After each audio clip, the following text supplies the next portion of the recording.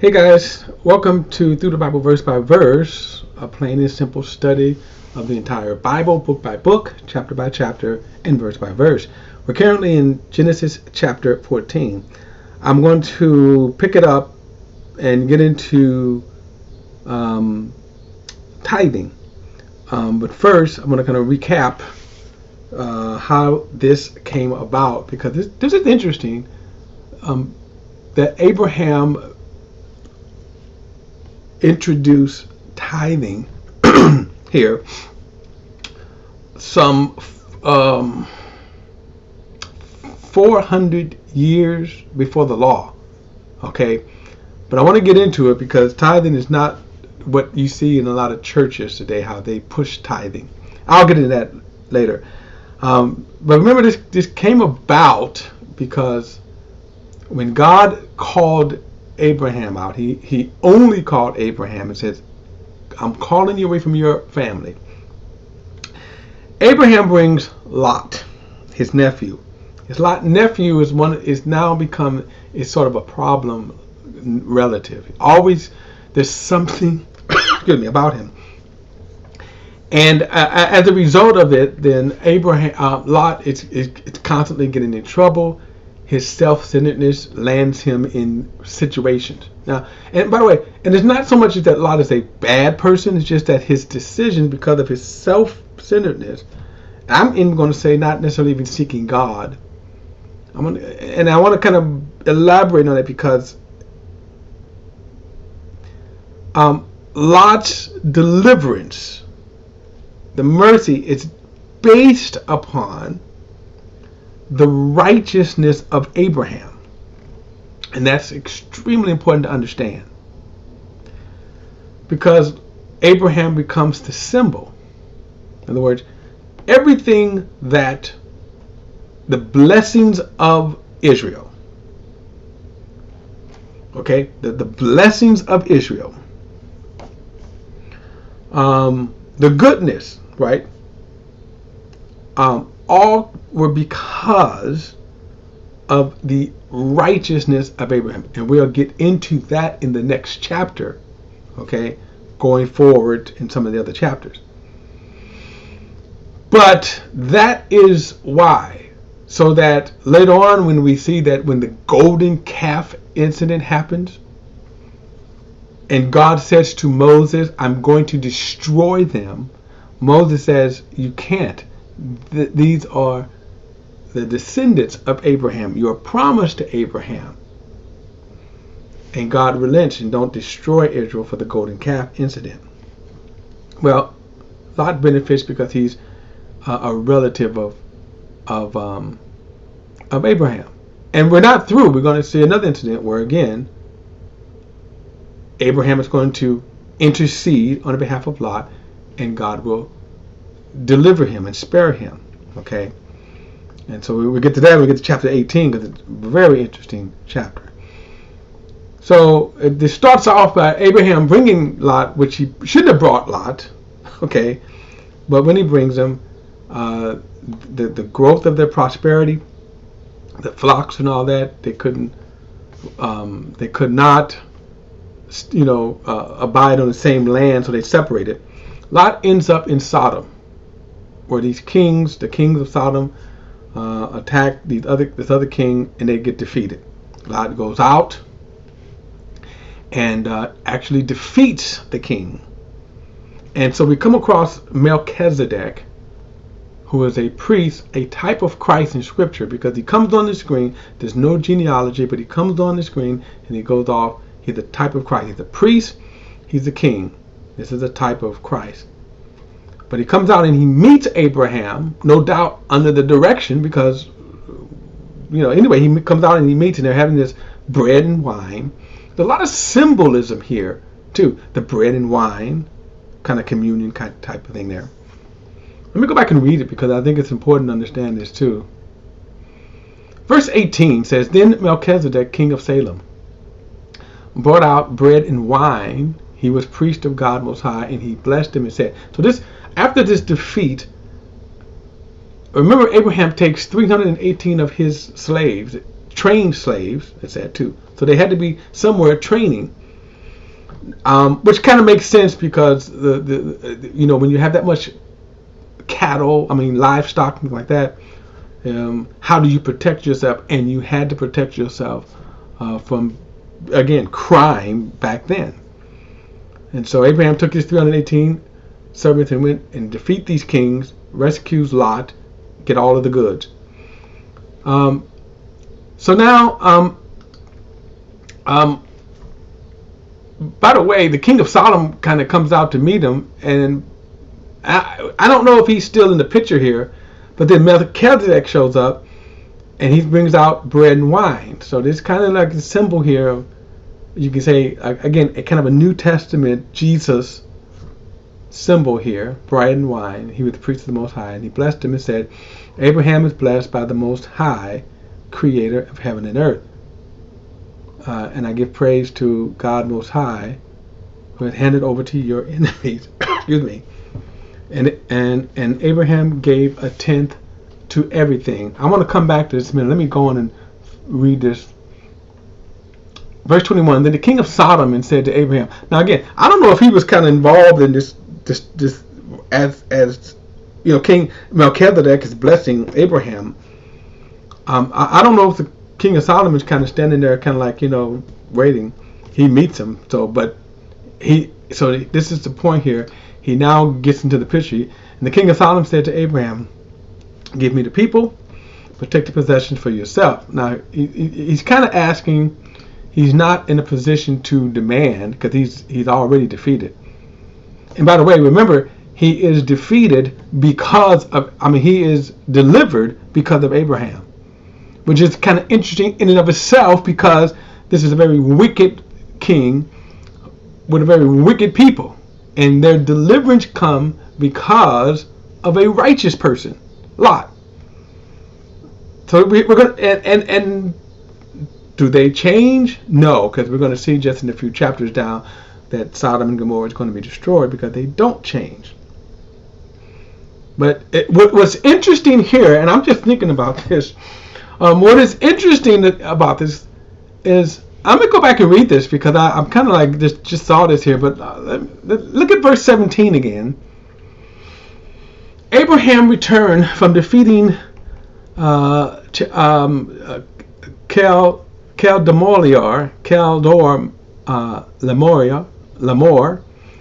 and the king who was with him. The king of Sodom went out to meet him in the valley of Sullivan, that is, the King's Valley. Then Melchizedek, king of Salem, brought out bread and wine. He was the priest of the Most High. And the reason I wanted to read that is because, so just stop and think about this for a moment. Because, again, this is something, when we look at, we oftentimes ask, why did God, for example, why did God destroy Sodom and Gomorrah? But understand this king witnessed this man of God, Melchizedek, who blesses Abraham.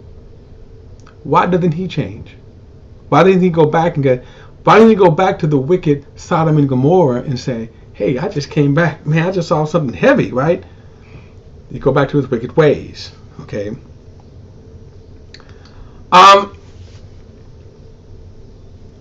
Verse 21 again, the king of Sodom said to Abraham, give me the people, but take the possession for yourself.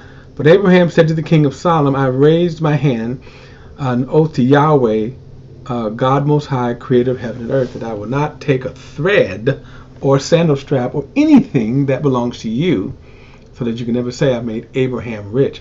I will take nothing except what the servants have eaten, for this for the share of the men who came with me, and Eskar, and Merar, they can take their share. In other words, no, I do not want your anything, right? I don't want your anything. And they go back. Sadly, Lot goes back. And he's living in Sodom and Gomorrah. So now you kind of have really two witnesses. Now think about this. You kind of have two witnesses. Lot, who is righteous, and the king of Sodom, right? The king of Sodom, who witnessed this, why doesn't he change his ways? Now, again, so when people ask the question oftentimes and kind of try to assume that God is unjust, but they fail to realize, look at all the chances sometimes we get. Okay, so I digress. But look at this here. Verse 21. No, not verse 21. Verse 20. This is again Melchizedek saying that I give praise to God Most High, who has handed over to you your enemies, handed over your enemies to you. And then it says, and Abraham gave him a tenth of everything. So one of the interesting things now, one of the most fierce debates and most I'm going to say talked about, it is hard pressed to ever find a single Christian to not know about tithing. And the reason why is because, of course, preachers push tithing. So what is tithe? Well, the tenth here, actually it's translated, the word tenth and tithe. Tithe means tenth, that's all it means.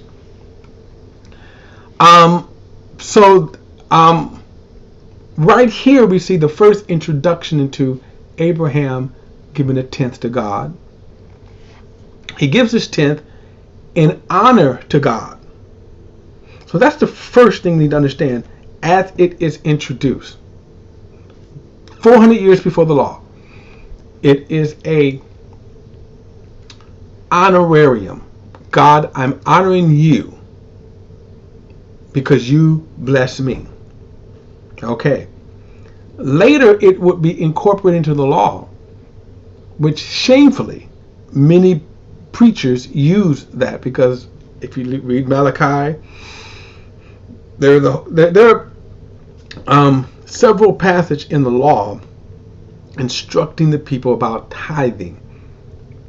When it comes to the law, those laws were restricted to Israel. So if as a pastor you're teaching your people, and they do some, that you're robbing God, you're robbing God, you're going to be accursed, and all kinds of things that preacher do. Now those kinds of preachers to do that, by the way, I have no respect for them. I wouldn't be a part of their church anyway, because you're not. The point, the reason why they push that is because it's money for their churches. They need to pay the bills. In our culture, right? To have even though buildings are tax exempt, you still got to pay water, gas. You got to pay upkeep, salaries. Okay, and that is why you see these pastors pushing that, and in doing so, misrepresenting God. Because if you don't pay there are preachers that will tell you that if you would be better to pay your tithe than to pay your mortgage, than to pay other stuff, right? But anyway, those preachers to me are corrupt. But there are other preachers that you just raised this way in churches, and so you think I need to push this. What is interesting is that in the New Testament, tithing is not taught as a command. It's only mentioned, but not taught. Nowhere in the New Testament. So the only place that preachers use to tithe, and most of them use Malachi. So my thing is that if you're going to tithe, at least use the honorarium part, not the fact that, okay, God, I'm tithing because if I don't, you're going to, you're going to strike me out. And a lot of people use that. They use that fear that God is this big boogeyman type thing, and that is just sinful. It is a misrepresentation of God. Because then you have to ask yourself, if tithing was so important, why wouldn't God include it? Okay, in the New Testament to teach, if it was that important. Why wouldn't he? And one of the most interesting things is that these people have no, these preachers, right? They just kind of push that. And there are people that, again, when tragedy happens, the natural disasters happen, will still give you tithe. So the biggest thing about tithing really is this, is that if you're going to tithe, and really as a New Testament believer, tithing is not taught. And here's the thing, pastors, if you would teach God's word, if you would teach people, build them up, people will give more than the tithe. In other words, they won't just restrict themselves to a tenth, but they will give more. Oftentimes, churches need to evaluate what their priorities are. They need to evaluate why they're doing what they're doing. And I'm not going to get off into this whole realm there, but it is to understand.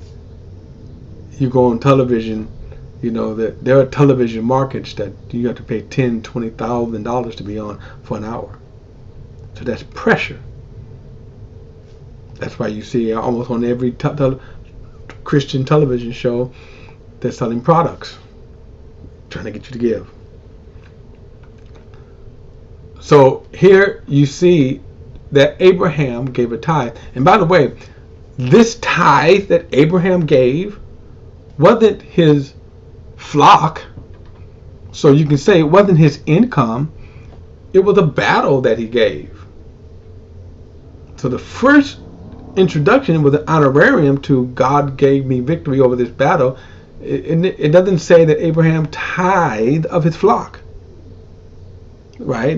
And certainly Melchizedek, when someone like some of these jackleg preachers, he certainly would go, where is your flock at, Abraham? I'm going to kind of swing by. All right. Later in the law, it would become, it's going to be incorporated as sort of income, what you have. But others outside of the law, and I think there's another passage, there's a couple of passages where tithing is mentioned in the Old Testament outside of the law, the instruction of the law, the command of the law, but it's always giving out of an honorarium to God. That's what Abraham did. He gave as an honorarium to God, as an honor to God. You have blessed me. I'm giving this. Of course, you see the symbolism that he gave it to the priest of God. So, and we'll see this as we move on, as far as, again, tithing, but preachers should not browbeat people into giving out of fear of God. To me, that's the sin, that they're browbeating people to give out of fear. And thus you misrepresent God's grace and his mercy. All right, guys, we're going to pick it up in chapter 15 in the next study. I'll see you then. All right.